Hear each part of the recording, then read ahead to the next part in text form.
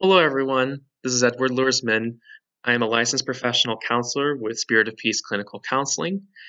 I'm in Columbus, Ohio, and I'm happy to partner with Springs in the Desert to bring you this message.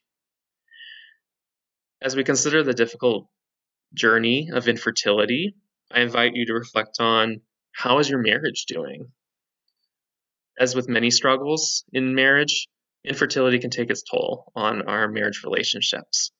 And it can either have the potential to bring us closer together as spouses, or it has the potential to exasperate things that are already difficult. So I encourage you to check in and see how is your marriage doing. In particular, I encourage you to consider how is our communication and how is our connection. So it is so important for us to be able to express our needs to our spouses, and is important for us to listen and work to understand our spouse's needs as well. What is their experience and what is it that I can do to support them, especially through the journey of infertility? There's so many different ways in which spouses can feel supported and appreciated, whether it could be, for example, words of affirmation, hearing from our spouses that we are so much appreciated, or it could be an act of service. I'm going to empty the dishwasher because I love you. Those are two great examples of ways to support our spouse.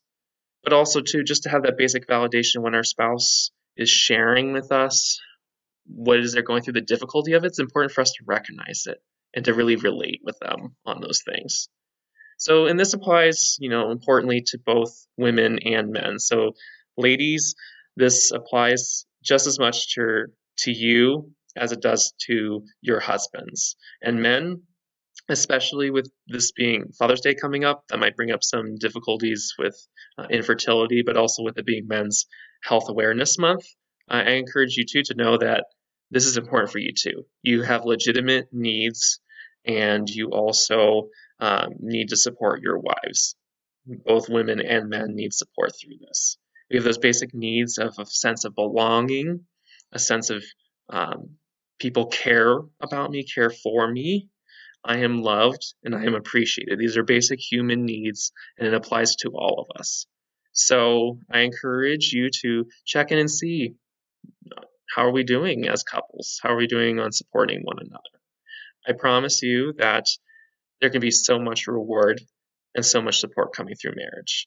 And if you find yourself in a difficult place where your marriage is not doing so well, I encourage you to not lose hope.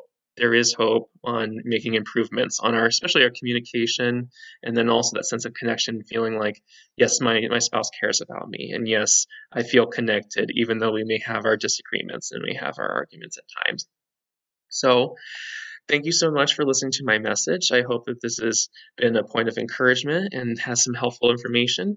Feel free to reach out to me if you have further questions about counseling or about anything that I've discussed. Know that I am praying for you, and know that Springs in the Desert is also here to support you. Thank you so much, and God bless.